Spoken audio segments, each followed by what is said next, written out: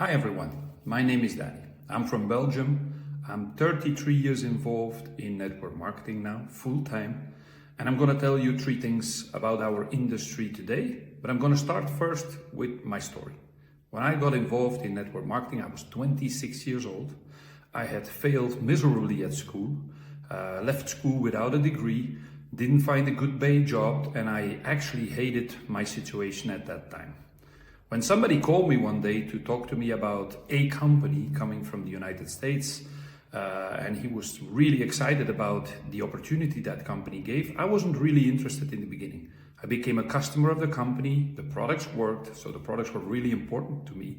And after the product results happened, well, I started to pique an interest in the company. And I saw the concept of network marketing. And when I saw really the concept, how beautiful it was called free enterprise, I was thinking this could be my escape out of the rat race, leave my bad paid job, leave my situation and create something new. I didn't have a degree. I didn't have many contacts outside my own village. I was living in a village at that time of 900 people. So really small. Everybody knew everybody there. But I didn't have international contacts whatsoever. I had never done business in my life. I was a social guy, but you know, sales is something different. Network marketing especially is something different.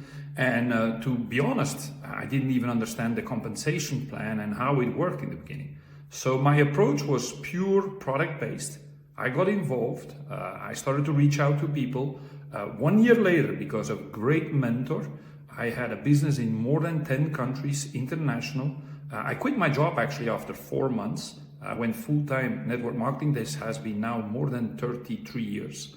I've traveled the world thanks to this lovely industry, an industry that most people don't yet consider as a valid, legal, honest industry, which is completely wrong because this industry now represents almost 150 million people around the world who do this part-time or full-time. There's about a 200 billion turnover made by all the companies in our industry. So it's an incredible industry to be in. And the beautiful thing is that you can work whenever you want, wherever you work, with whoever you want. It's complete freedom. And that's actually what most people are dreaming about. They're dreaming about passive income, residual income. And that's possible with network marketing. But to create that, of course, you need to take care of a couple of things that are really important. The first one, and I'm going to talk to you about that in a minute, is how to choose the right company. And the second one you need to know is, you know, what are people looking for when they come to see you? Because one thing is how you look at them, but the second thing is what are they expecting from you when they are a prospect and you want to get them on the products or you want to get them involved in the industry. So what we're going to talk about first is how I made the choice about my company, what are the criteria, the ingredients I need to see, and afterwards I'm going to tell you a little bit more what people are looking for when they come to meet you.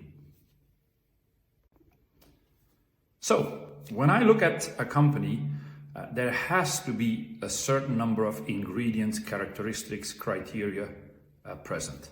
For one, that is really important for me, and I told you through my story, is I'm a guy that looks at the products first.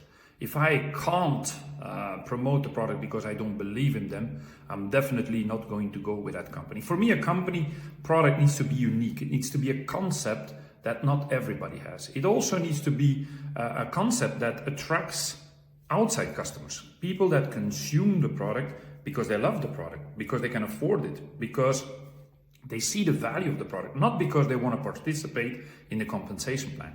And when you have a concept or a product like that, you will be able also to create retention, because it's all about retention. If you want to create a passive income, if you want to create a residual income, an international income, you need to have people consuming that love the product so much that they keep consuming. So you build up a portfolio of happy customers on retention, and you increase it month after month after month. What I see today in many companies is that they create a product and they make it so expensive just to pay the pay plan, to pay people in the rewards plan, and people stick around for a while. But then it's when the cart house starts tumbling down, they don't have loyal customers. Mainly it's own consumption. It means that their distributors are the consumers and they don't have outside customers. You also see often that when people don't want to pay the full price, they always ask for discounts, is because they don't value your product or your concept worth the money as a retail customer. So I always look at products, concept that people consume and buy as a retail customer. That's one. Second thing, there need to be a balanced compensation plan. Most compensation plans, especially in the binary section, they pay about 30-35%. They pay on the weak leg, not on the strong leg. I find that dishonest. When you are in a binary compensation plan, you need to be paid on both legs. And a company that pays 30-35%, that's not bad, but more is better. But it can't be more to an extent that you say, well, how are they paying this? How can they afford this? There needs to be a balance in the payout between the company, what the company is making, so they have cash. They can, finance the growth of the company and keep financing it. But you as a distributor need to be also rewarded in an honest way. And for me, a payout around 40-45% is really something that I aim for. If it's a little bit below, but I love the company, I love the products, I see that retention, I will go with it as well. Now, what I didn't say yet about the products is that when you think about the unique selling proposition, when you don't have something that everybody has, well, if you can prove the results of your products, that's a big plus. Most products are sold today by hype, marketing, blah, blah, blah. And that works also to a certain extent. But when you can show results and prove results, well, then you have something valuable in your hands. And then you will see it also being rewarded through the compensation plan. When retention is there, it's because the products has all the features I just described. Now, for me, it's also important, and that's my third part, is that there is not one single owner in the company, that there is more than one owner in the company. Because if a company has only one owner, one guy or lady that takes the decision, and they do a stupidity, it might ruin the whole company. It might be the end of the whole company. And I have seen that happening.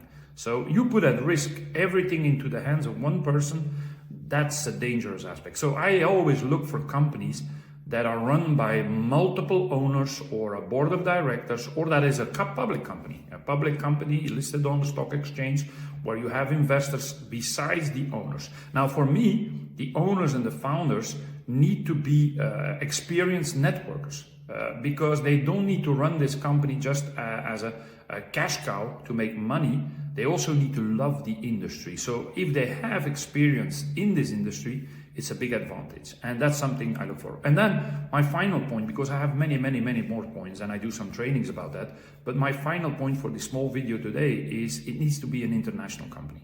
What I've seen in the past is when you bring a company to your country and something severe happens for one reason or the other in your country, well, they might close down the company and you lose all the business in one day. To avoid that, it's really good if you have an international company, a company that is present in multiple countries so that you don't depend on the income of one single region or one single city or one single country. So an international business where you can expand your network to is an enormous advantage. And in the beginning, I wouldn't have looked at that because I didn't know anybody outside my country. But once you start learning the techniques, how to expand and how to duplicate your team, well, you will get into other countries very rapidly. And if you have an income spread over 10, 20, 30, 40, 50 countries, you are secured, believe me. If you can build it the way you should build it, based on the right principles, and the right principles to me has always been trust, honesty, respect for your network, and then from time to time some self-reflection. What did you do good? What did you do wrong? Where can you fine-tune? If you build your network based on those principles, you're going to succeed sooner or later. So next point I want to talk to, and then I'm going to close it down for today, is what are people looking for when they come to meet you?